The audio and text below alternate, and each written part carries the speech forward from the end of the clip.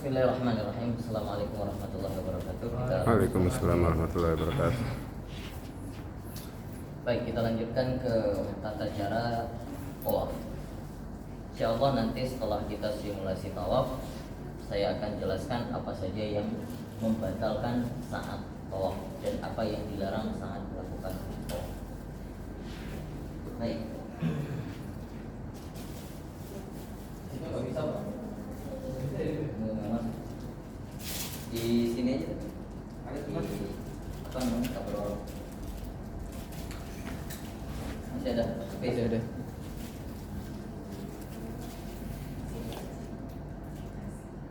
Oke, baik. Saya akan mempraktikkan simulasinya terlebih dahulu sekali putaran, baru selanjutnya kita melakukan simulasi bersama-sama. Tawaf. Baik. Tawaf itu dikerjakan dimulai dari garis startnya di Hajar Aswad. Ketika kita masuk ke dalam masjid awalnya, masuk ke dalam Masjidil Haram, maka disunnahkan membaca doa. Doa yang disunnahkan adalah sama seperti doa yang kita baca untuk masuk ke masjid, tapi ada tambahannya. Di awalnya apa? Allahumma antas salam wa minkas salam wa ilaika ya'udus salam fa hayyina rabbana bis salam wa adkhilna al-jannata daras salam. Allahumma iftahli abwaaba rahmatik. Oh, yang awalnya sulit mungkin, apakah hafal? Sudah, Allahumma iftahli abwaaba rahmatik. Ya, hafal ya semuanya ya. Baik. Ketika masuk ke masjid, melangkah dengan kaki kanan terlebih dahulu, kemudian ikutin saja arusnya. Jangan lupa ketika kita masuk ke dalam masjid, itu biasanya banyak askar-askar yang periksa. Ya. Jadi alangkah lebih baiknya bawa kantong sendal juga. Sendal dibawa aja kemanapun, ya. Jangan sampai kalau ditinggalkan nanti ya kalau ditinggalin repot, ntar capek cari sendal lagi. Terus kemudian ketika sudah sampai ke dalam masjid, ya, ketika sampai ke dalam masjid dan melihat dan sampai ikutin saja arus, nanti ada tulisan maqaf. Maqaf itu adalah tempat pelataran tawaf. Maqaf itu adalah tempat tawaf, sebelumnya dengan maqaf. Tapi sekarang sudah banyak petunjuk dalam bahasa Indonesia. Ya. Kemudian kita sampai masuk, itu posisinya kurang lebih sebelah sini, masuk awalnya. Jadi kita keluar, kita masuk dari belakang bawah ke lantai bawah. Kita masuk dari lantai 1, kemudian kita turun satu lantai. Itu bagian kurang lebih di area di belakang rukun Yaman. Maka ketika sampai di depan pelataran Ka'bah, kalau ada yang ingin diniatkan, maka berniat terlebih dahulu. Sunnah berniat, boleh. Kalaupun tidak berniat lagi, sudah include di niat yang ketiga ihram. Maka Bapak Ibu mulai dari sini berjalan menuju ke garis start, nanti di depan Hajar Aswad. Di depan Hajar Aswad ini, ketika Bapak Ibu melihat ada kerumunan di sini nggak kelihatan Hajar Aswadnya, maka ditandai dengan secara ditarik garis lurus. Sebelah sana ada lampu LED yang berwarna hijau. Sering ya biasanya kita lihat di video-video ya. Maka itu garis start dan garis finishnya di situ. Ketika sudah sampai kira-kira di garis start yang kita perkiraan saja, mungkin posisi kita insya Allah sudah 80% di depan Hajar Aswad. Maka disunnahkan sebelum memulai dengan membaca istilah. Apa istilah? Seharusnya secara sunnahnya adalah mengusap Hajar Aswad memulai pertama, tapi nggak memungkinkan, ya nggak memungkinkan, dan jangan juga memaksa diri. Justru kalau memaksa diri, hukumnya jatuh kepada haram kalau mengutarakan diri sendiri. Maka pengganti daripada sunnah istilah mengusap daripada atau mencium daripada Hajar Aswad ini, maka disunnahkan kita mengangkat tangan, boleh sebelah tangan kanan, boleh dua-duanya, ya, mengangkat ke arah daripada Hajar Aswad sambil mengatakan Bismillahi Allahu Akbar. Itu menunjukkan komitmen Bapak Ibu untuk melanjutkan tawaf setelahnya sampai selesai. Berarti ini pertama Bismillahirrahmanirrahim Allahu Akbar, itu garis startnya Bapak Ibu masuk ke dalam tawaf. Saya Bismillahirrahmanirrahim Allahu Akbar, kemudian ngapain? Dikejut. Itu sunahnya. Bismillahirrahmanirrahim Allahu Akbar. Kejut. Kenapa? Karena memang sunnahnya di awalnya kita harus mengucuk Hajar Aswad, mencium, tapi karena nggak sampai, jadi isyarat saja. Maka isyarat itu sebagai pengganti yang insya Allah pahalanya sama. Sudah? Setelah melakukan hal tersebut, melangkah. Ya, silakan. Ada yang tangan satu boleh juga? Boleh, boleh.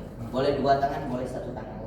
Ya, boleh dua tangan, boleh satu tangan. Tapi ingat, hati-hati, posisi jangka usah berbalik arah begini. Jadi tetap posisi pada porosnya saja.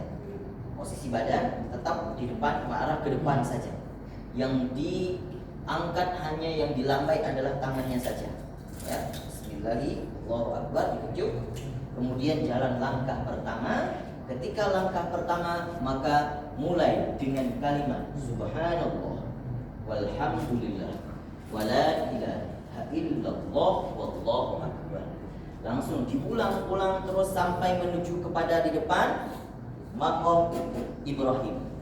Itu yang dibaca, yang disunnahkan, ulang-ulang terus Subhanallah walhamdulillah wala ilaha illallah wallahu akbar.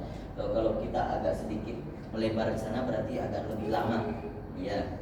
Kalau mungkin pun kalau di sini bisa jadi lama juga karena crowded.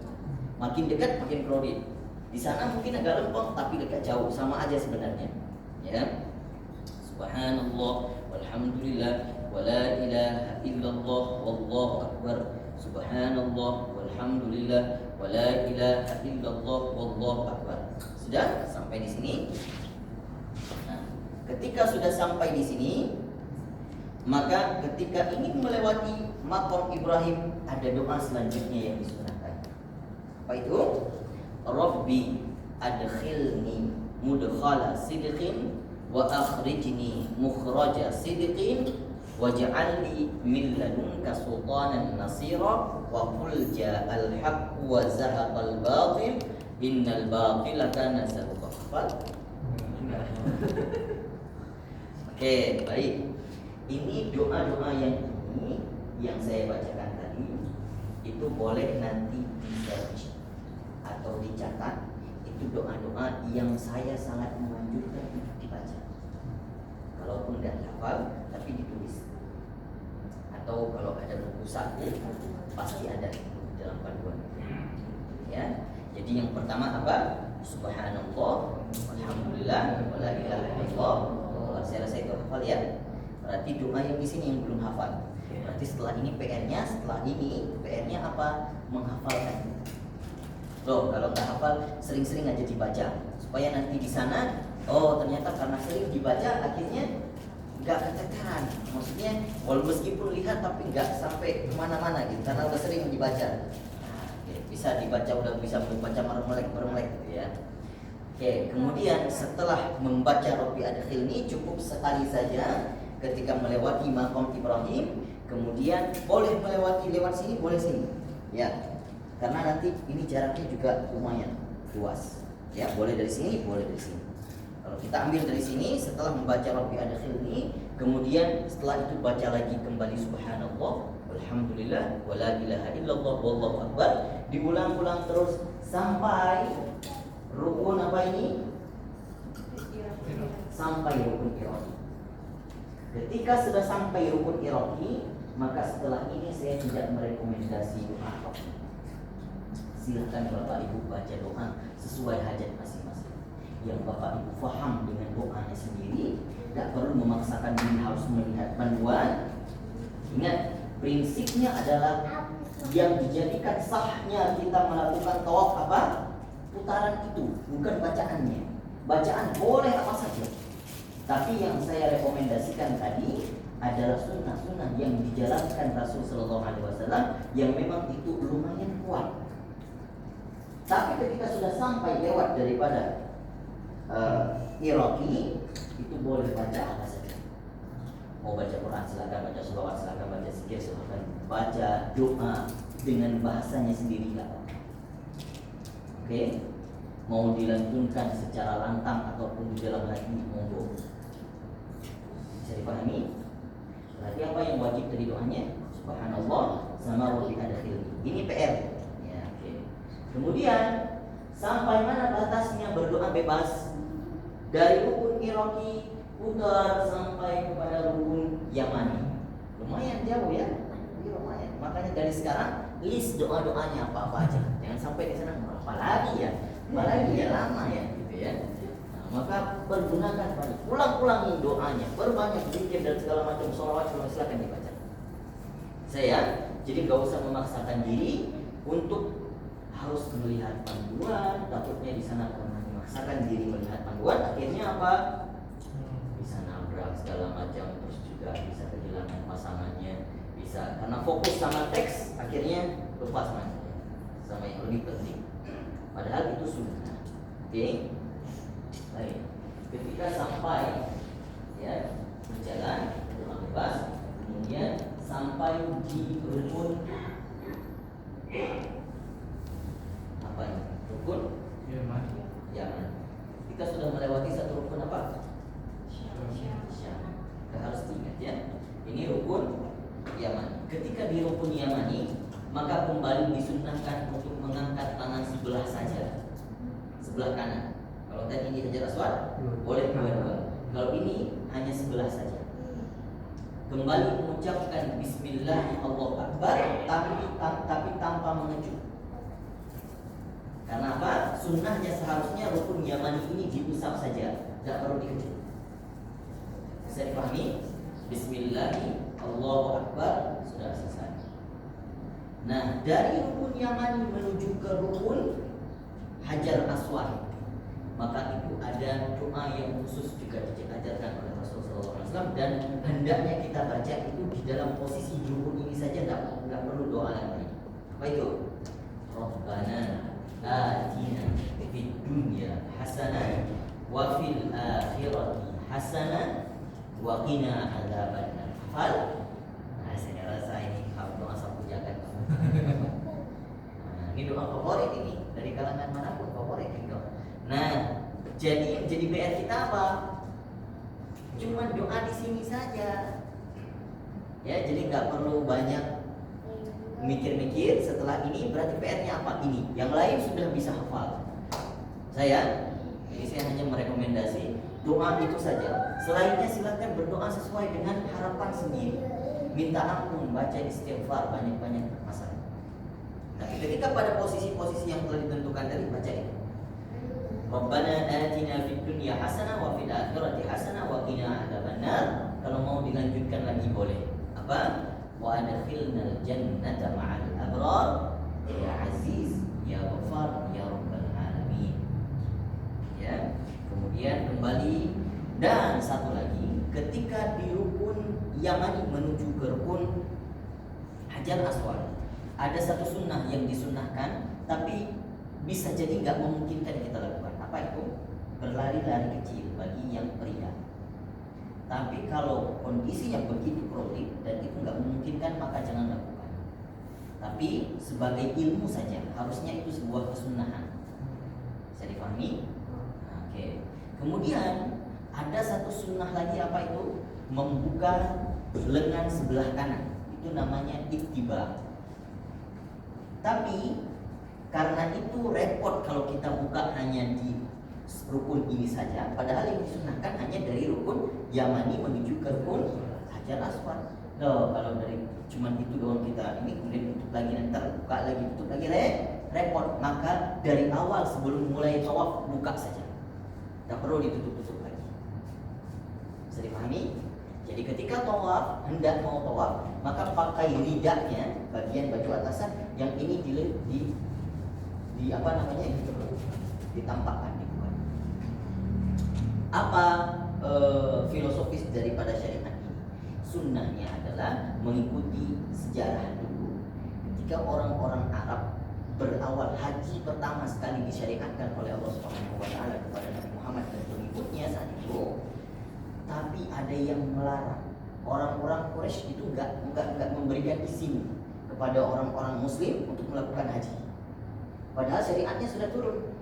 Tapi apa yang terjadi setelah itu dilarang? Maka ketika setelah dilarang itu Nabi SAW bernegosiasi bersama pemuka Quraisy. Jadi orang pemuka Quraisy yang itu mengatakan apa? Boleh kalian haji tapi tahun depan ya. Nah, ini triknya orang Quraisy. Padahal tahun depan juga dilarang. Itu triknya, trik jahatnya. Oke, kembali kaum muslimin saat itu. Tahun depan balik lagi di saat musim haji. Dan saat itu mereka melanggar perjanjiannya. Mereka tetap melarang, tapi Nabi SAW, oh ini sudah melanggar perjanjian, sudah tidak bisa lagi dimaafkan. Apa yang mereka lakukan juga sebelum kaum muslimin berangkat haji, mereka memboikot barang-barang masuk pasokan pangan ke Madinah biar kelaparan. Orang muslim biar nggak sanggup pergi haji. Gitu. Tapi mereka terkejut melihat orang-orang muslim ternyata benar-benar berangkat juga dengan kondisi yang begitu lemah. Maka sampai di sini dulu ketika di posisi dari rukun Yamani menuju ke rukun Hajar Aswad, di sini gak terhalang oleh bukit dan langsung tampak jelas dari pemukiman orang-orang Mekah saat itu, orang-orang Quraisy. Maka saat itu orang Nabi SAW menyuruh kepada kaum muslimin untuk membuka bagian sebelah kanannya supaya terlihat, oh ternyata orang-orang muslim bukan hanya kalau dilarang atau kalau ditahan bahan-bahan pangannya ternyata masih kuat juga berlari di sini, juga kemudian oh ternyata tampaknya untuk menunjukkan kekuatannya, ya lengan sebelah kanan untuk menunjukkan kekuatannya. Itu sejarahnya begitu. Sehingga kalau dari posisi dari rukun Hajar Aswad menuju ke rukun Yamani itu sudah ditutupi oleh bukit-bukit. Maka Nabi SAW menutup lagi. Kalau di sini boleh kita tutup lagi. Nanti di sana kita tampakkan lagi ya. Biar orang-orang Quraisy sakit hati melihatnya. Itu maksudnya. Jadi ada kaidah yang dikatakan dalam Islam itu takabbur 'alal mutakabbir mahmud. Jadi sombong di atas orang yang sombong itu justru sunnah. Kalau ketemu orang sombong, kita lebih sombong dari dia, ternyata dapat pahala. Itu jangan salah dipraktekkan ini ya. Takut salah pula nanti dipraktekkan. Apalagi di atas orang-orang kafir yang tadinya menzolimi kita, maka perlihatkan bahwa kita harus lebih kuat. Oke, sampai di sini kembali melakukan hal yang sama seperti putaran yang tadi. Bismillahirrahmanirrahim, Allahu Akbar, kembali mengejuk. Kemudian Subhanallah walhamdulillah wala ilaha illallah wallahu akbar. Sampai di maqam Ibrahim baca lagi apa? Rabbi adkhilni mudkhala sidqin sampai akhirnya. Kemudian baca lagi subhanallah sampai rukun Iraqi. Dari rukun Iraqi kembali berdoa bebas sampai rukun Yamani. Yamani menuju ke Hajar Aswad, Rabbana atina fid dunya hasanah sampai 7 kali serupa. Paham? Selesai kok. Gampang. Selesai ya? Oke, ada pertanyaan? Ustaz mau nanya, ketika di makam Ibrahim itu kita berhenti, kan karena panjang tuh doanya tuh itu berhenti apa? Itu doa sambil melewati. Tadi doa melewati berarti sambil jalan.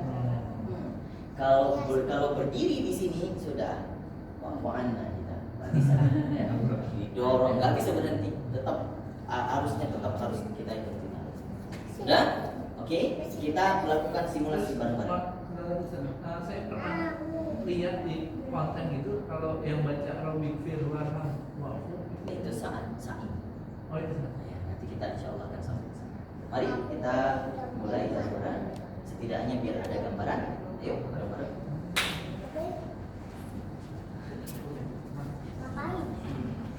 Ayo ikut, yuk sini.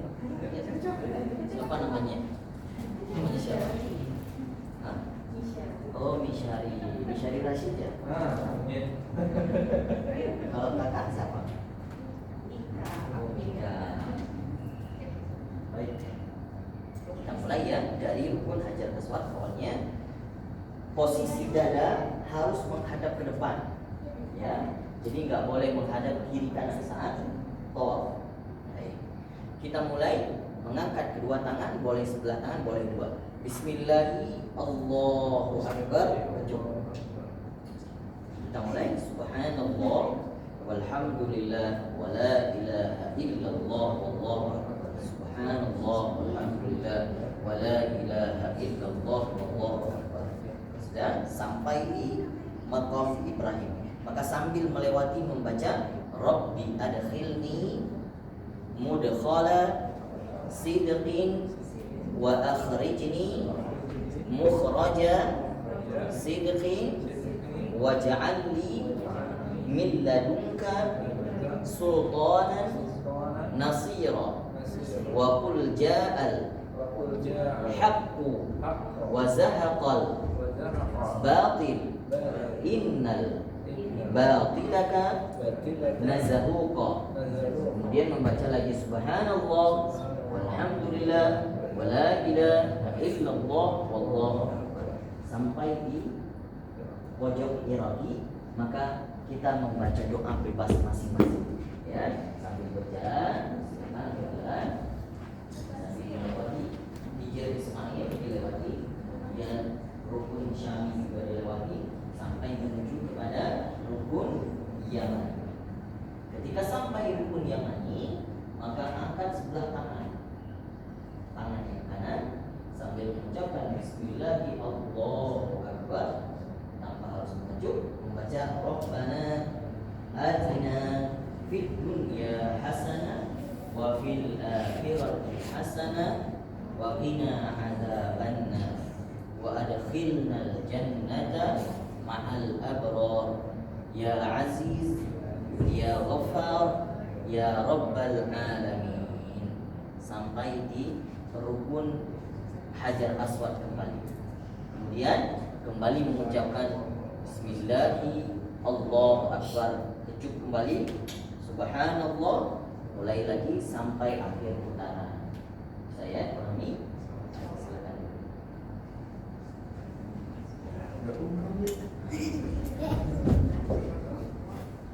Sudah ada bayangan ya Bapak Ibu?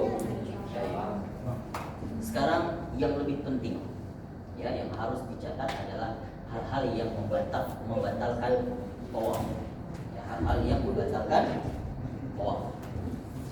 Ada kebanyakan kekeliruan yang sudah familiar di sana. Apa itu? Kalau Bapak Ibu pergi dengan travel, ini sering terjadi kekeliruan. Apa? Kalau mutawifnya di depan, pasti mutawif di depan nih. Ya, rombongannya berekor sampai ke belakang sana. Ya, mutawifnya ketika sampai di rukun Hajar Aswad sudah membaca Bismillahirrahmanirrahim Allahu Akbar. Oh, nenek-nenek, bapak-bapak di belakang juga di sana Bismillahirrahmanirrahim, padahal belum nyampe.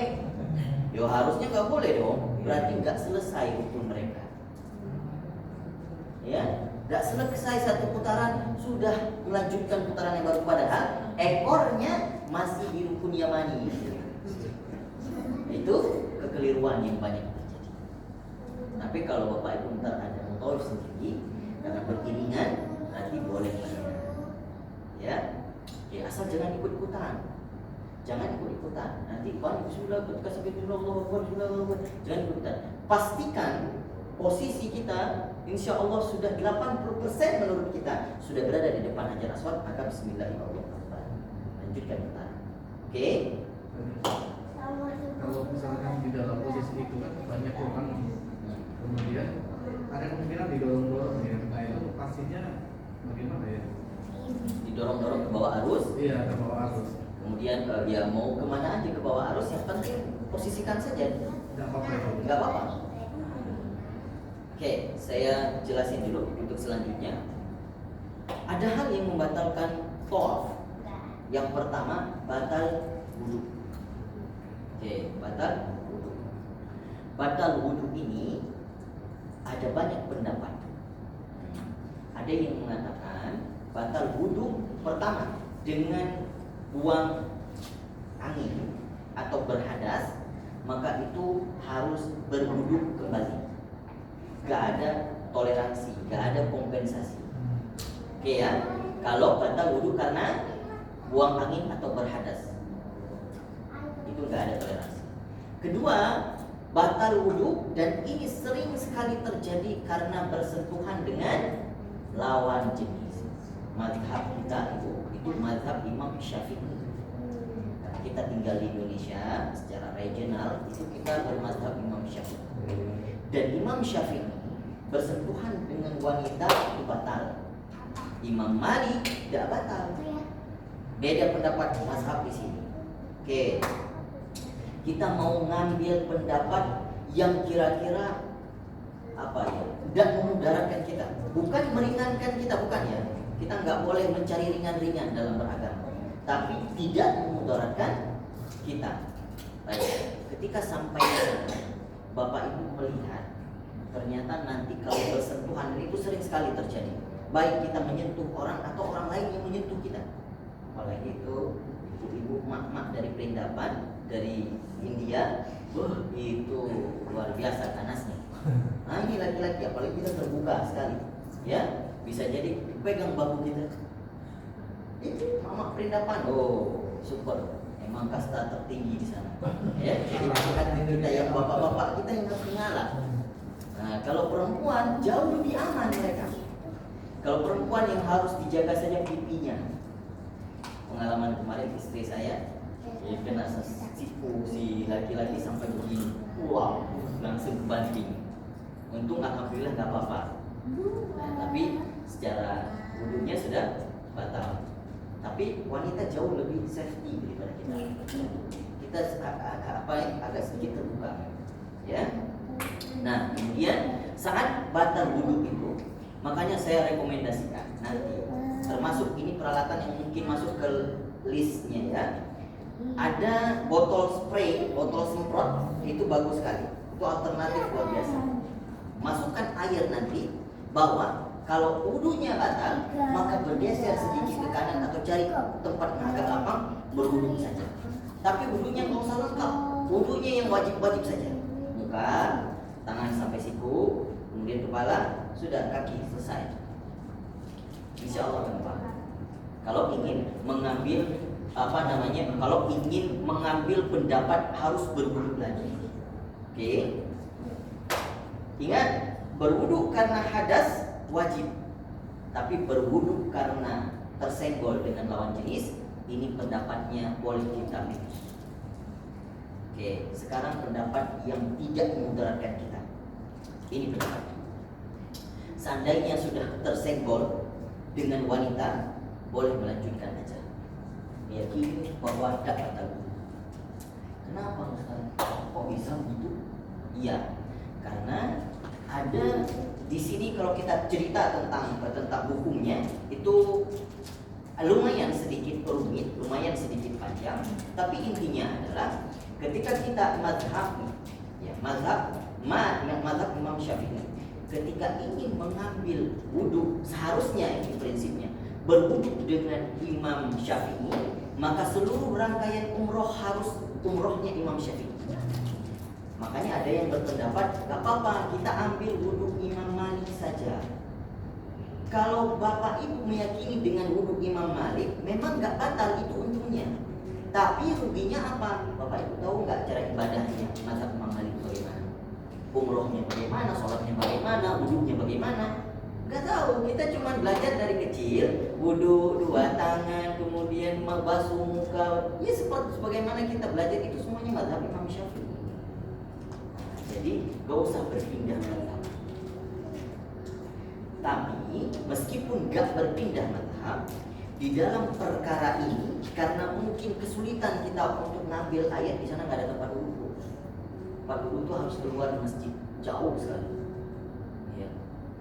Jadi alternatifnya apa? Bawa spray, bawa air sendiri, atau kalau mau wudhu ke tempat air zam-zam. Dan itu pun kalau misalnya nggak crowded. Kalau crowded maka akan lebih banyak memakan waktu. Ya. Maka supaya nggak bertele-tele dan kita juga istilahnya nggak memudaratkan diri kita, atau ntar kalau kita keluar pasangan kita nggak tahu kemana dan susah komunikasi, akhirnya apa? Bawa spray boleh dulu, nggak bawa pun sama sekali tidak, lanjut aja. Meyakini bahwa wudhu kita saat itu masih sah. Asal ingat jangan sampai keluar hadas. Tapi kalau keluar hadas tidak ada toleransi. Bisa dipahami ya? Singkatnya intinya seperti itu. Boleh ngambil pendapat yang tidak wudhu kembali kalau bersentuhan dengan lawan jenis. Syaratnya satu. Ada syaratnya, ini bagi bapak-bapak, ada syaratnya. Syaratnya jangan sampai timbul syahwat. Oke? Ketika disentuh timbul syahwat, wah ini ya, itu harus berwudhu. Itu batal. Ya, saya rasa insya Allah kita normal. Apalagi di sana bukan itu yang kita kejar ya. Akhirnya ya mau disentuh mau apapun normal. Ya, bisa pahami ya? Kalau suami istri saat tawaf tidak boleh pegang-pegangan. Boleh pegangan boleh dengan cara apa? Ya baju, asal tidak bersentuhan kulit dengan kulit saja. Nah, diakalin saja, pegang bajunya, ya, pegang kainnya, gitu ya, bisa diakalin. Paham sampai di sini? Ya, oke baik. Kemudian saat batal wudhu, ini yang penting sekali, saat batal wudhu. Ketika bapak ibu batal wudhu, ketika tawaf tidak sama seperti batal wudhu ketika sholat. Ketika sholat bapak ibu batal wudhu ataupun berhadas keluar angin dan segala macam, maka harus wudhu kembali dan sholat ulang dari awal. Kalau tawaf tidak. Tawaf itu harus diperhatikan, makanya saya ajarkan tadi gimana rukun-rukun yang harus dihafalkan. Karena posisi itu sangat penting. Ketika nanti bapak ibu berada di posisi di depan makam Ibrahim misalnya, ya, ternyata di sini hal yang gak kita inginkan terjadi, keluar kentut, ya, akhirnya kita harus berwudu. Maka ketika setelah berwudu, bapak ibu ngapain? Apakah harus ulang dari Hajar Aswad? Tidak lagi ngulang dari Hajar Aswad dan putarannya pun tidak diulang lagi. Berarti kalau sudah sampai di sini bapak ibu batal di putaran yang ketiga misalnya. Putaran ketiga, jalan putaran ketiga. Maka di sini batal berwudu, setelah berwudu kembali lagi ke posisi yang kira-kira menurut kita ini posisi yang tadi saya batal. Maka langsung lanjut putarannya sampai di sana selesai sempurna juga. Bisa paham ya? Nah, meskipun itu batal wudu karena hadas atau batal wudu karena megang perempuan atau lawan jenis, atau kita disentuh sama lawan jenis, berwudu kembali lagi ke posisi yang sama, lanjutkan. Jadi tidak perlu mengulang dari awal. Kalau ulang dari awal repot, gak akan selesai. Saya pahami ya. Selanjutnya yang membatalkan tawaf itu apa? Berbalik badan. Nah ini juga kalau nggak ada ilmunya kita gampang dipanggil sama apa ibu di belakang. Pak tunggu, langsung. Oh iya, batal itu. Batal. Makanya saya katakan yang dijadikan sebagai patokan apa? Dada kita harus selalu mengikuti poros. Tidak boleh menghadap ke Ka'bah seperti ini, jalan begini, itu juga batal. Begini juga batal, apalagi begini, ya. Maka itu batal. Maka yang dijadikan sebagai patokan adalah dada, yang nggak boleh menghadap kiri kanan, harus selalu ke depan. Tapi kalau wajah boleh, kiri kanan belakang boleh. Kalau bisa diputar ke belakang juga boleh. Itu kalau wajah. Nah kalau seandainya ada pasangan yang ketinggalan di belakang atau teman di belakang ketinggalan, kalau dipanggil jangan menghadap ke belakang, tunggu saja, berjalan pelan, ya, atau dipanggil, ya, bisa dipahami ya, tidak boleh berbalik arah. Oke Ustaz, ternyata berbalik juga sampai di sana. Gimana caranya? Nah ini saya ajarkan. Gimana caranya? Ingat tadi prinsipnya apa? Ketika kita batal tawaf, apakah ulang dari pertama? Enggak. Jadi kalau berbalik pun ya sudah, langkah satu ke belakang, jalan lagi, selesai. Saya bisa dipahami? Artinya kalau berbolak-balik badan pun kita ingat di mana saya balik badan saya tadi terbalik, ke arahnya berbeda, maka balik lagi ke situ, satu langkah saja diulangi, kemudian berjalan lagi dan menyempurnakan putarannya. Paham ya? Kemudian yang membatalkan tawaf lagi apa? Pakai jalan pintas ini, masuk dari sini. Nah, ya, masuk dari sini putarannya, masuk ke dalam Hajar Aswad itu batal, ataupun masuk ke dalam Ka'bah batal. Gak mungkin itu kita lakukan ya. Nah, kemudian satu lagi yang mungkin biasanya orang juga gak paham, memegang bagian daripada Ka'bah batal tawaf. Batal tawaf, bahkan bisa berpotensi batal ihram. Kenapa? Ini kiswah penuh dengan parfum, wangi sekali. Jadi kita nggak boleh dekat-dekat yang wangi-wangi dulu. Maka nggak perlu ketika tawaf ingin mendekati Ka'bah, nggak perlu, Pak. Selesaikan aja dulu. Ihramnya selesaikan di sa'i nanti. Ada waktu khusus ketika selesai sa'i, Bapak Ibu berangkat ke sini mau munajat di depan multazam baru jalan. Nah, maka itu dilakukan mendekati Ka'bah ketika selesai semuanya urusan umroh baru ke situ. Ya. Jadi jangan sampai nanti melihat wah ada peluang tuh, ayo. Padahal saat tawaf, ayo mendekati Ka'bah, jangan. Bisa saja arus nanti, bisa saja tiba-tiba lebih keruh, ya. Baik, itu saya kira hal-hal yang membatalkan tawaf. Ada yang ingin ditanyakan? Ini penting sekali hal-hal yang membatalkan. Kalau kita bawa anak, terus bawa pampers itu Bawa anak misalnya, Pakai terus pampers. kemudian pakai pampers. iya.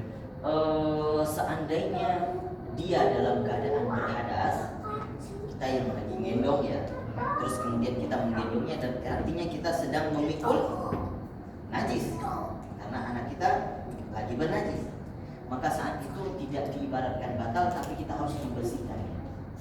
Keluar dari barisan, kalau sedang tawaf bersihkan dulu, kemudian kembali lagi. Saya Berarti tidak, kan dia nggak pakai pampers sih, cuman kan takutnya kan jauh dari toilet Ya. segala macam, makanya amannya saya mau pakai pampers rencananya. betul. Tapi kalau seandainya seperti hadasnya hadas kencing, itu masih ada pendapat ulama yang mengatakan dimaafkan kalau itu sulit keluar. Soalnya kalau cari tempat itu sulit sekali. Ya, Nah, saya mau pakai pampers rencananya. untuk hati-hati pakai pampers. Kalau mungkin saat kita tawaf itu kan nggak mungkin ngecek selalu ya. Dia bilang sih. Oh, biasanya dia sudah Iya, tahu. dia ngomong. Yaudah, kalau misalnya dia sudah tahu ngomong, boleh minggir dulu. Ya, kalaupun susah, ya sudah, jalan saja. Selesaikan dulu tawafnya, nanti selesai tawaf bersihkan, baru nanti lanjutkan salat. Ya, jadi Islam itu tidak meribetkan. Syariat itu justru membolehkan kita melakukan hal yang tadinya dilarang kalau itu memudaratkan kita. Apalagi di sana kondisi memang gak sesuai seperti apa yang kita harapkan. Ya, bisa dipahami ya. Maka fleksibel. Hukum itu sangat fleksibel. Baik, itu saya kira tawaf. Ada yang lain yang ingin ditanyakan? Kalau tidak kita lanjutkan kepada sa'i. Selesai. Tawaf selesai 7 putaran di sini. Kemana lagi kita melangkah? Disunnahkan untuk sholat di belakang maqam Ibrahim, namanya sholat sunnah tawaf. Maka Bapak Ibu ngambil nanti ada area yang sudah di-scan untuk orang-orang yang sholat, maka boleh sholat di situ, sholat sunnah 2 rakaat, sholat sunnah tawaf. Boleh campur cowok. Asal dengan syarat wudhu kita masih ada. Ya, kalau sudah selesai, kalau nggak yakin lagi, wah saya nggak yakin lagi wudhu saya sudah wudhu. Kalaupun bisa wudhu, gitu ya. Selesai sholat sunnah 2 rakaat, mau ditambah 4 rakaat, 6 rakaat, silahkan monggo. Alangkah lebih baiknya istirahat dulu. Persiapkan fisik untuk menuju sa'i, karena sa'i justru 2 kali lipat capeknya daripada tawaf. Treknya jauh lebih panjang. Cuman enaknya sa'i ini kebanyakan gak kerui, lempeng, jadi kita nafas tuh enak. Tapi kalau di sini nafas tuh ngesek, mungkin jalannya aja gini. Terus kemudian ketika setelah sholat pergi berangkat menuju ke arah sa'i. Di mana tempatnya? Kalau saya bisa mengilustrasikan, kalau Bapak Ibu ini sholat di belakang maqam Ibrahim, Jadi nggak mesti tepat di belakang makam Ibrahimnya. Yang penting masih di posisi di antara Hajar Aswad menuju ke Iraqi. Kadang mungkin ya karena ramai sekali, boleh ngambil tempat arah-arah ke sana atau di belakang. Sudah masuk ke dalam area masjid, boleh melakukan di sana. Tapi ingat masih dalam posisi di Hajar Aswad ke Iraqi. Kalau sudah ke sana, maka bukan lagi sunnah tawaf jatuhnya. Sudah sunnah biasa. Ya, Tapi salatnya menghadap Ka'bah bukan menghadap Ka'bah. menghadap Ka'bah. Selama kita di sana, kemanapun kita pergi, tetap Ka'bahnya yang sebagai kiblat, bukan arah barat sebagai kiblat. Itu kita di sini doang di Indonesia arah barat. Ya. Kalaupun ada orang nih yang masuk ke dalam Ka'bah, mana kiblatnya? Sholat di dalam, mana kiblatnya? Boleh kemana saja. Boleh kemana saja kalau dalam Ka'bah. Oke, baik, kita lanjutkan. Setelah itu disunnahkan untuk meminum air zam-zam. Sunnah, gitu ya. Maka pergi, arahnya di mana? Arahnya di sudut rukun Iraqi. Tuh, di sana pintunya. Itu arah ke tempat sa'i. Memang di sini ada ruang masuk, di sini juga ada ruang masuk. Masing-masing itu ada gate-gate-nya. Bisa, tapi terkadang kita dibawa harus jauh sekali nanti baru naik dari sana. Maka pastikan saja lihat dari pojok Iraqi ini ada ruangan gate yang di sana itu tempat sa'i atau ikuti petunjuk mas'a. Ya, kalau ini matof itu mas'a. Baik. Ketika setelah sholat cari pojok rukun Iraqi, berangkat ke sana. Di sana sudah ada tersedia air zam-zam, tempat minum air zam-zam. Minum air zam-zam sepuas mungkin. Bahkan disunnahkan oleh Nabi sampai kenyang, sampai memenuhi lambung, sampai kenyang, supaya ada energi lagi. Apa doa minum air zam-zam? Ada yang hafal? Ada yang hafal? Ya sudah, kalau udah ada yang hafal, baca saja doa makan apa? Allahumma barik lana fi ma razaqtana wa qina adzabannar. Kalau makan mah hafal semuanya. Coba dilihat apa? Allahumma inni as'aluka ilman nafi'an wa rizqan halalan wa shifaan min kulli da'in wa saqami. Baru minum. Minumnya ada adabnya. Kalau ada yang mengatakan sunnah minum air zam-zam secara berdiri, keliru. Tetap sunnahnya minum duduk dengan tangan kanan. Kalaupun ada yang mengatakan Nabi itu minum air zam-zam pakai secara berdiri, itu hanya pelajaran saja bahwa minum sambil duduk itu bukan hal yang wajib. Itu hanya khusus pada Nabi saja. Supaya Nabi mencontohkan, kalau Nabi setiap minum air zam-zam duduk, maka jadi hukumnya wajib nantinya. Nah, kita mau ambil yang mana? Ya, kita bukan Nabi, ya. Jadi kita mengikuti sebenarnya apa tujuan Nabi berdiri untuk memberikan pelajaran bahwa duduk itu enggak wajib, itu saja. Tapi kalau kita mengikuti sunnah, duduk minum air zam-zam. Baik, setelah itu setelah minum air zam-zam naik ke atas. Jadi dari pojok ini, ya, kalau kita melihat dari pojok ini nanti, ya, kemudian kita naik dan arahnya, ya, setelah naik ke atas, maka bisa dikatakan di sana tempat sa'i. Jadi agak sedikit tinggi di atas lantai dasar lantai dasar tawaf, ya. Dan terus kemudian sampai di sana ketika sudah naik, ibaratnya sudah naik bukit, tapi jangan bayangin ada bukit lagi karena nggak kelihatan lagi. Semuanya ada di dalam masjid. Mungkin kalau Bapak Ibu pernah melihat video tentang sa'i itu, sa'i sudah dalam masjid. Kalau dulu iya masih melewati bukit, masih kerasa gitu ya. Nah, kalau sekarang sudah kurang. Maka naik di atas tapi sudah nyaman. Ketika naik pertama sudah mulai kita sa'i. Jadi bukan nurun, naik pertama sudah mulai sa'i. Ya. Maka ketika sa'i itu saya ingin menjelaskan terkait dengan sa'i sedikit. Sa'i itu adalah putaran dari Bukit Sofa menuju ke Bukit Marwah 7 kali putaran. Sofa Marwah, jangan dibalik ya, jangan Marwah Sofa dulu, nggak ada jalan juga ke Marwah. Sofa Marwah. 7 kali putaran bagaimana hitungannya? Sofa ke Marwah 1, Marwah ke sofa 2. Jangan sampai sofa Marwah sofa 1 hitungannya, terlalu soleh kita. Akhirnya 14 ya. Maka kalau kita mulai dari sofa berarti berakhirnya di mana? Marwah. Kalau 7 ya. Kalau ada akhir berakhir di sofa berarti salah hitung. Kalau enggak lebih kurang. Nah, makanya hati-hati. Sofa ke Marwah 7 kali putaran mulai dari sofa berakhir di Marwah. Maka ketika naik pertama itu sudah ada ketentuan ketika kita sa'i itu sama ketentuannya seperti kita ihram. Jadi ketika sa'i itu tidak lagi diikat dengan peraturan-peraturan yang lebih spesifik seperti tawaf tadi.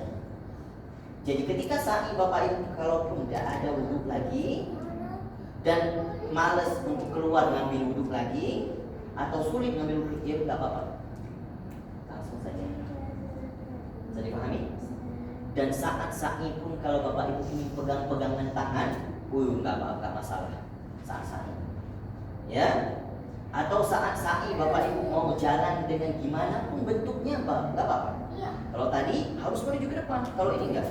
Mau belakang, mau lari-larian, mau sambil jalan kepiting nggak ada masalah kalau saat sa'i. Ya, nah, itu kalau saat sa'i. Jadi sudah lebih lempeng. Jadi orang saat sa'i itu udah banyak yang happy. Kalau tadi ketika tawaf itu banyak orang kayak ke pressure gitu. Itu kemarin yang jamaah saya bawa itu ada keluarganya, ada anaknya, satu SMA, satu SD ya, lulusan SD kelas 6. Saat sa'i, saat tawaf dia merasa deg-degan, dia merasa kayak gak kehabisan oksigen gitu ya, karena kejepit-jepit. Tapi pas sa'i subhanallah happy-nya luar biasa, padahal lebih jauh dan lebih lama, tapi senang, happy, bisa menikmati gitu ya. Baik, kemudian saat sa'i berangkat kita di awal pertama naik itu ada doa yang diajarkan. Biar saya lakukan simulasinya dulu.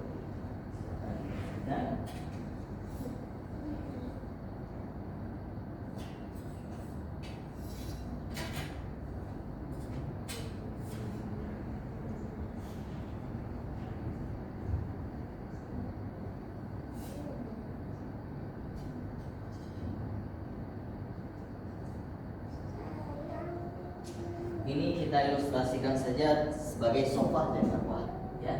Di sana sofa, di sini marwah. Oke. Sofa dimulai dari sini, marwah berakhir di sana. Maka ketika kita naik pertama, ada Bapak Ibu merasakan ada tanjakan naik menuju sofa, sudah mulai membaca doa. Apa doa yang diajarkan? Innas sofa wal marwata min sya'airillah. Faman hajjal baita aw i'tamara fala junaha alaihi ay yatawafa bihima faman tatawwa'a khairan fa innallaha syakirun alim. Itu ayat Al-Qur'an ada di surah Al-Baqarah. Ya, juz ke-2. Maka itu yang disunnahkan membaca ini doa yang paling banyak kita baca saat ini. Jadi tambah lagi listnya PR-nya. Tadi Rabbi adkhilni, sekarang innas safa wal marwata. Nah, itu sunnah doa yang sangat dikuatkan yang saya rekomendasikan harus dibaca. Meskipun sunnah tapi harus dibaca. Ya. Oke, udah tambah satu listnya lagi nih, nanti PR di rumah. Kemudian ketika sudah sampai di Bukit Sofa, kita sudah naik Bukit Sofa. Maka ketika sampai di Bukit Sofa, prioritaskan sedikit waktu untuk menghadap ke Ka'bah dan berdoa. Di sini salah satu tempat mustajabahnya doa. Di Bukit Sofa ketika naik menghadap kiblat berdoa sebentar. Bebas apa saja yang mau didoakan. Tempat mustajabahnya doa. Jadi jangan dilewatkan kesempatan seperti ini. Kemudian setelah berdoa barang 1 menit atau 2 menit, kemudian berjalan dari Bukit Sofa sudah mulai turun. Ketika turun baca lagi innas sofa wal marwata min sya'airillah sampai akhir ayat. Jadi kesimpulannya innas sofa wal marwata dibaca ketika naik turun. Ketika Bapak Ibu merasa ada tanjakan, berarti baca. Ketika ada turunan, berarti baca. Cukup sekali nggak apa-apa. Yang penting baca, meskipun minimal sekali. Ketika setelah itu sudah merasa landai, nggak ada lagi turunan, maka baca doa bebas. Gak ada doa yang tertentu, gak ada yang saya rekomendasikan juga. Bebas, baca Quran, baca apa saja, silakan sholat bebas. Oke. Kemudian ketika berjalan di trek sa'i ini ada posisi area khusus yang diwarnai dengan hijau atau pilar hijau. Pernah dilihat di video? Nah, ini yang tadi Bapak sebutkan doa yang dibaca Rabbighfir warham wa'fu wa taqabbal. Itu di antara Bukit Safa dan Marwah ada pilar hijau. Nantinya pilar hijau itu seperti kita masuk terowongan yang dihiasi lampu LED, dan itu lebih dekat ke Bukit Safa. Sekitar kita turun sekitar 5 meter dari Bukit Safa itu sudah langsung ketemu lampu LED kedua. Oke. Kemudian sunnahnya bagi yang perempuan, bagi yang laki-laki adalah ketika masuk ke dalam area lampu LED ini disunahkan untuk kembali ramal. Ramal itu apa? Berlari-lari kecil sambil membaca Rabbighfir warham wa'fu wa takarram wa tajawaz amma ta'lam innaka ta'lamu ma la na'lam innaka antallahu a'azzul akram. Kira-kira sekitar 100 meter panjang di pilar hijau. Setelah itu keluar dari pilar hijau, kembali berdoa bebas. Ya, tambah lagi listnya.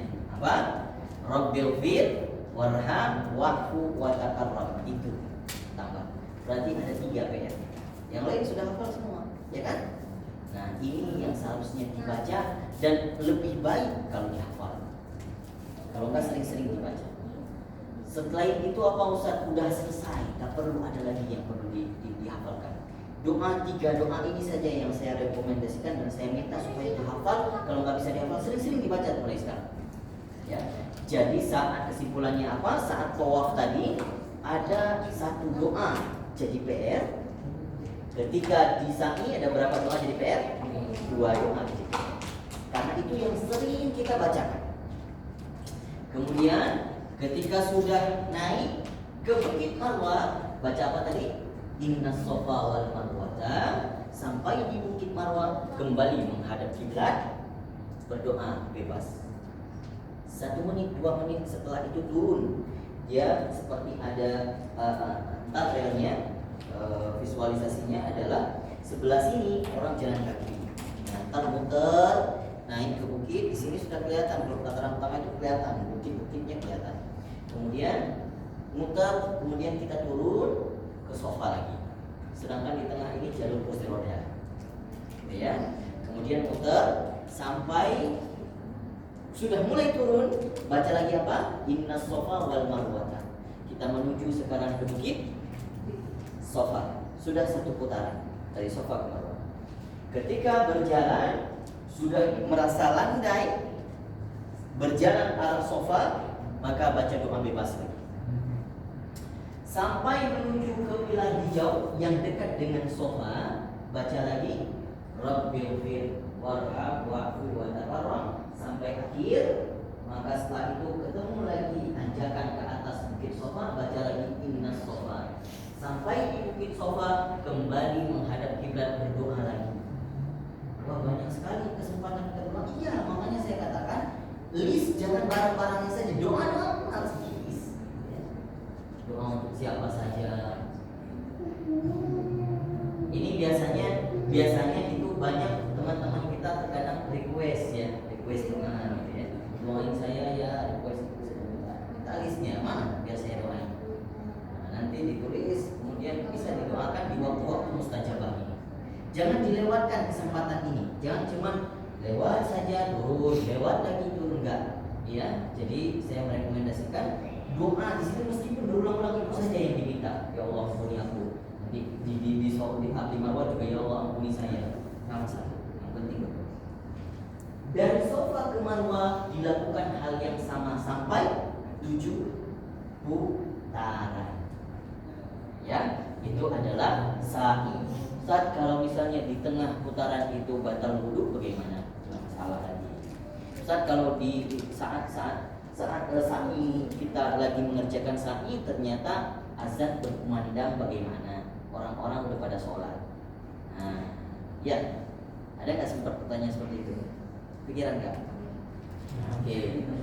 Kalau seandainya ada yang melakukan sa'i dan saat itu tiba-tiba azan berkumandang, ketika melihat di area sa'i itu ternyata orang masih pada melakukan sa'i, karena di antara azan dan iqamah itu bisa jadi 20 menitan lama di sana. Ya, jadi kalau seandainya masih belum ada orang yang mengatur shaf, maka lakukan saja sa'i. Kalau sudah mulai atur shaf dan kita belum selesai sa'inya, ya sudah berarti maju ke shaf. Nanti dilihat posisinya. Setelah sholat saya harus melanjutkan sa'i. Dari mana dimulai? Dari awal. Nah, prinsipnya sama seperti tawaf tadi. Di mana yang bapak ibu di situ bapak ibu sholat, maka setelah itu silakan lanjut lagi. Saya, oke, yang repot apa? Ketika sa'i batal ihram, itu repot. Ya, harus balik lagi ke mikot, ulang lagi dari awal. Itu harus sekali. Mudah-mudahan itu nggak terjadi. Ya, oke, baik. Kemudian selesai sa'i, kita selesainya di mana, Bu? Marwah. Kalau Safa berarti Pak siapa salah itu? Lupa siapa? Pak Andika salah itu. Nah, ketika di Marwah, di sini tempat kita tahallul. Nah, nanti di sini exit pintu keluar masjid. Ya. Jadi ini searah semuanya. Jadi kita sudah diatur searah jalan masuk pertama sampai keluar terakhir di tahallul itu langsung jalan keluar masjid. Tapi hati-hati, jangan sampai nanti ada calon-calon gunting rambut yang minta setelah diguntingin kita pikir ikhlas, dia ternyata enggak, setelah diguntingin minta duit kembalian. Itu sering sekali. Oke, selesai sa'i. Ada yang ingin tanyakan sa'i sebelum kita masuk tahallul rukun keempat terakhir? Stroller anak. Stroller anak.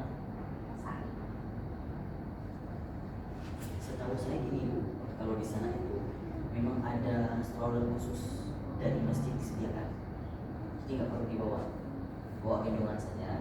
Nanti di sana tapi harus dilapor. Ketika cuman saya susah juga ngejelasin di mana posisinya tempat laporannya. Tapi boleh ditanya-tanya nanti sama askar-askar di situ juga boleh. Gimana, boleh nggak cari apa stroller? Misalnya ibu bisa ngomong bahasa Inggris ataupun ada mutawif, aman kalau ada mutawif. Minta aja nanti sama mutawif ada stroller, ada kok. Ada. Kalau buat anak-anak khusus ada. Kalau kita yang butuh kursi roda pun, misalnya bawa ibu-ibu yang jongkok, mau dorong sendiri istilahnya, nggak mau ngasih untuk orang lain yang dorong misalnya ya. Tapi di sana ada tenaga dorong. Tapi kalau kita mau dorong sendiri boleh. Tinggal pinjam aja kursi roda masjid ada. Cuma harus ngelapor. Kalau ada mutawif, biar mutawif yang ngurusin, biar ada kerjaan. Oke, terus kemudian selesai sudah sa'i. Baik, nanti kalau ada pertanyaan silakan ditanyakan. Tahallul itu adalah cuma menggunting rambut, selesai. Ya, tahallul itu menggunting rambut. Jadi ketika tahallul ketentuannya apa? Ketentuannya adalah ketika ibu-ibu terutama ketika menggunting rambut jangan sampai kelihatan rambutnya itu aurat. Itu saja yang harus dijaga. Maka bagaimana caranya? Caranya adalah boleh saling memotong satu sama lain. Sunnahnya begitu. Tapi kalau untuk memotong sendiri boleh juga.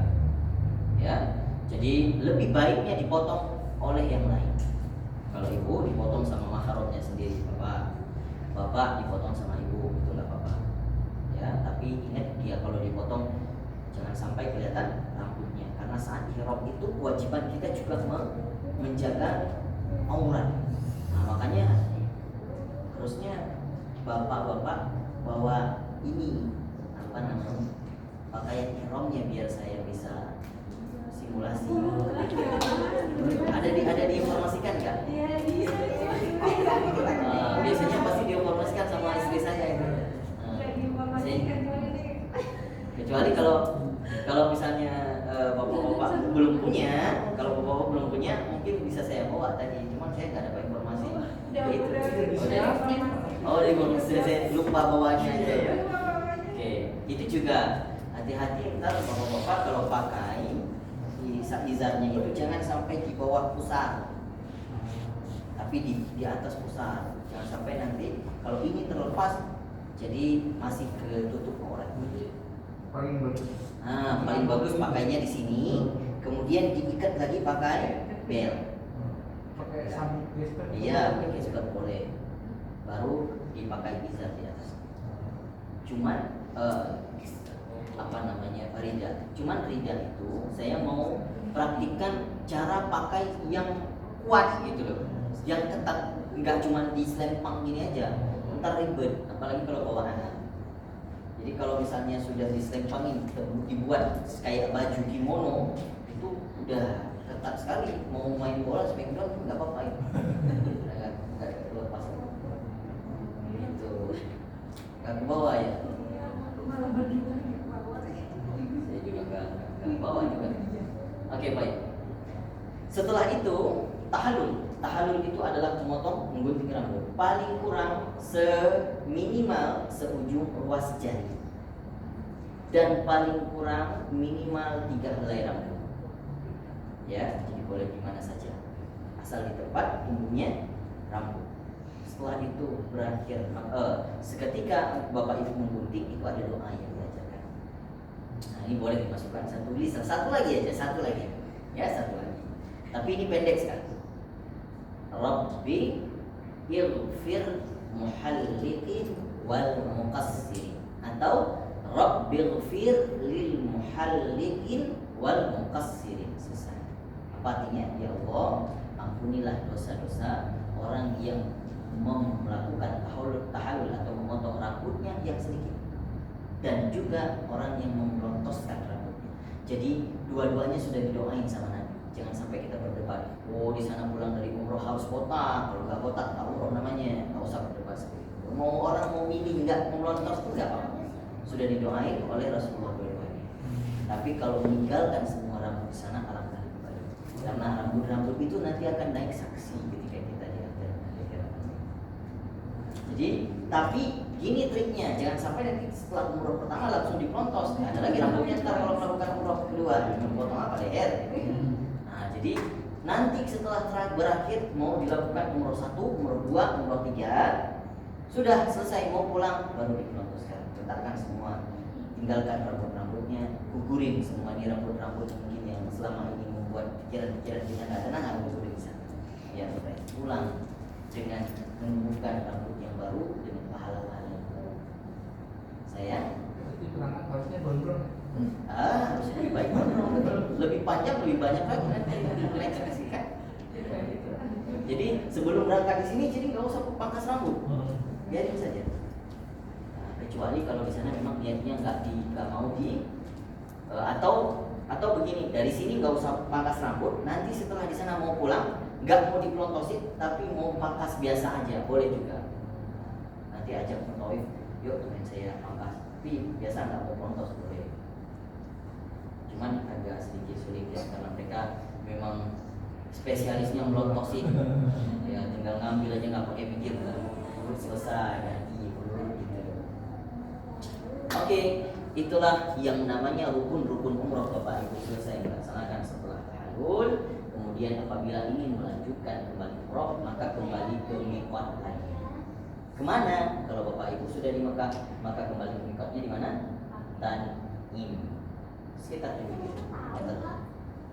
Nah, kalau pengen pergi, itu kalau ada taif enak jalan. Tapi kalau nggak ada taif nanti ya kalau banyak taksi-taksi yang arah ke sana. Cuman saran saya kalau mereka mau minta 15 rial pulang pergi. Kalau enggak bakal kadang mereka tuh jahil gitu loh. Kadang kalau kita awam sekali bisa jadi nanti diminta 50 rial ya kita bayar aja. Gitu kan? biasanya normalnya 15 riyal itu udah pulang mereka. Ambil nikah. Ambil nikah bertanya. Untuk ya kalau taksi itu yang untuk satu taksi, bukan untuk satu orang, satu taksi. Berarti dia Nunggu. anak. Nah, nunggu kita semuanya nanti mereka semuanya itu udah PP dah. Iya. Tapi kalau ada mutawif lebih gampang, mungkin bisa diminggu dan lain sebagainya. Sudah ketemu sama mutawifnya? Sudah. Masya Allah. Kalau nanti perlu bantuan atau ini apa yang bisa saya kirimkan koneksi saya di sana nanti ini juga saya juga banyak teman-teman kuliah yang di sana dan ambil job-job di sana. Baik, ini yang saya kira yang dapat saya bahas sedikit tentang ilmu manasik umroh. Semoga bermanfaat. Kalau ada yang ingin ditanyakan terakhir kalinya atau tentang apa saja yang berkenaan dengan umroh atau enggak yang berhubungan dengan umroh atau yang berhubungan dengan hukum-hukum, silakan. Saya lupa mengenalkan diri saya. Saya Ali, biasanya dipanggil Ali. Ustaz Ali boleh Bang Ali terserah.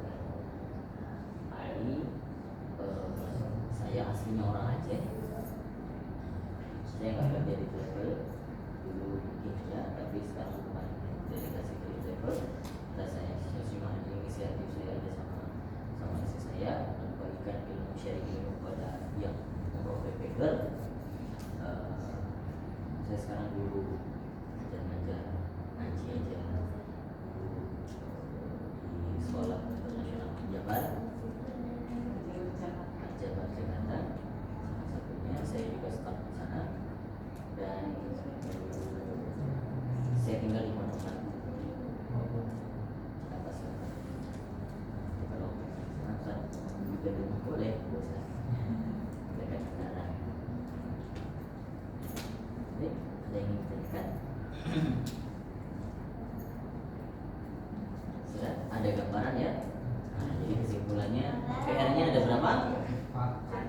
4 PR. Ya, lebih baik dibaca-baca, lebih sering dibaca. Terus kemudian PR batin juga, jangan lupa setelah ini introspeksi diri, ya apa yang kurang pada waktu yang baca, maka buatlah progres sampai ke perjalanan. Saya doain semua perjalanan Bapak Ibu Allah berkahi, Allah mudahkan, gak ada halangan sama sekali ya, sampai pulang ke sini selamat dan pulang dalam status umroh yang mabrur, yang kita jabarkan tadi banyak ternyata benefit bagi orang-orang yang umroh mabrur, bukan yang main-main umroh kayak anak TK ya. Baik, saya tutup. Subhanallahumma wa bihamdika, asyhadu an la ilaha illa anta wa astaghfiruka wa atubu ilaik.